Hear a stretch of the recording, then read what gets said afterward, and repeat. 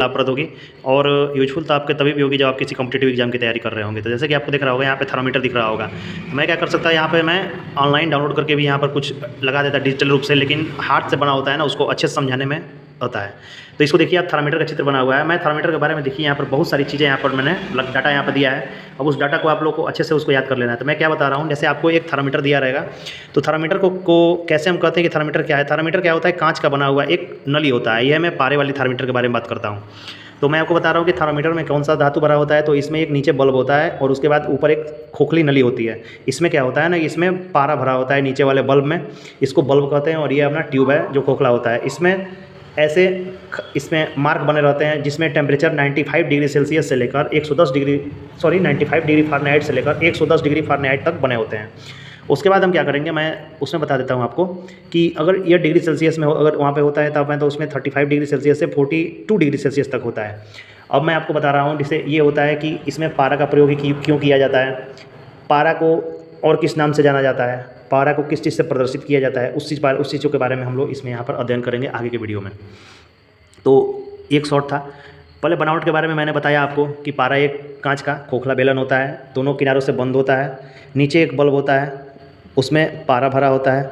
उसके बाद जब टेम्परेचर बढ़ता है, टेम्परेचर गर्म चीज़ वस्तु के पास ले जाया जाता है, शरीर में स्पर्श कराया जाता है किसी बुखार लगे व्यक्ति से, तो ये जो क्रिंक होता है, क्रिंक से यहाँ पे एक छोटा सा मोड़ होता है कि पारा ऊपर चढ़े और जल्दी से नीचे न गिरे। टेम्परेचर बढ़ने पे पारा ऊपर चढ़ता है, जिससे हमको पता चलता है कि जहाँ तक टेम्परेचर चढ़ा रहता है, पारा जहाँ तक चढ़ा रहेगा, जैसे मान लीजिए यहाँ पर पारा 100 डिग्री सेल्सियस पर चढ़ा हुआ दिखाई दे रहा है, इसका मतलब बुखार 100 डिग्री सेल्सियस है।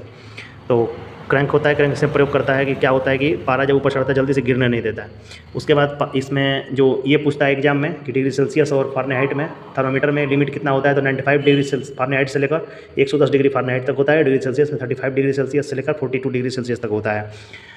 इसमें जो पारा का प्रयोग होता है उसको केमिस्ट्री की भाषा में Hg से प्रदर्शित किया जाता है, और इसलिए प्रदर्शित किया क्योंकि इसका लैटिन नाम इसका उच्चारण में मुझे कन्फ्यूजन हो गया, हाइड्रारगाइरम होता है। हाइड्रारगाइरम Hg इसलिए प्रदर्शित किया जाता है। इसको इंग्लिश में क्या कहा जाता है, इंग्लिश में इसको मरकरी कहा जाता है। अब इसके बारे में मैं यहाँ पर बता दे रहा हूँ। देखिए यहाँ पर मैंने इसका अच्छा सा परिभाषा लिखा है, ठीक। परिभाषा में आप देख लीजिए क्या है परिभाषा इसका, यहाँ पे परिभाषा मैंने लिखा है, इसको पढ़िए। परिभाषा मैंने क्या लिखा है, परिभाषा में यह है कि कांच का बना एक खोखला बेलनाकार पतला नली होता है जिसके दोनों सिरे बंद होते हैं। निचले भाग में तरल रूप में पारा मरकरी नाम की एक धातु भरी होती है। पारे का प्रयोग थर्मामीटर में इसलिए करते हैं क्योंकि यह सामान्य तापमान पर तरल अवस्था में होता है और यह थर्मामीटर की पतली दीवारों पर नहीं चिपकता, इसलिए इसमें पारा का प्रयोग किया जाता है। तो और थर्मामीटर का प्रयोग डॉक्टर करते हैं, इसलिए इसे डॉक्टरी थर्मामीटर कहते हैं। पारे वाले थर्मामीटर का प्रयोग पहले होता था, पहले पारे वाले थर्मामीटर का ही बहुत ज़्यादा प्रयोग होता था, लेकिन अब आ गया है ना डिजिटल थर्मामीटर। डिजिटल थर्मामीटर का प्रयोग करना बहुत ही सहूलियत भरा होता है, क्योंकि पारा जो होता है ना वो पॉइजनस चीज़ होता है, पारा जहरीला होता है, कई बार टूट जाता है। तो इसलिए अब इस वाले थर्मामीटर का प्रयोग नहीं हो रहा है। अब हम लोग प्रयोग कर रहे हैं डिजिटल थर्मामीटर के बारे में। डिजिटल थर्मामीटर के बारे में एक और मैंने शॉर्ट अपलोड किया था, उसमें आप लोग देख सकते हैं। बाकी इस प्रकार के थर्मामीटर के बारे में इससे आपको कुछ जानकारियाँ मिली, उसमें आपको प्रश्न पूछ लेता हूँ और उस प्रश्न को देखिए आप उत्तर दे पा रहे हैं कि नहीं इस वीडियो को देखकर। पहली चीज़, डॉक्टरी थर्मामीटर में कौन सी धातु भरी जाती है तो बल्ब में, तो आपका उसका उत्तर क्या होगा, उसका उत्तर होगा पारा, यानी कि इंग्लिश में मरकरी नामक धातु भरी जाती है।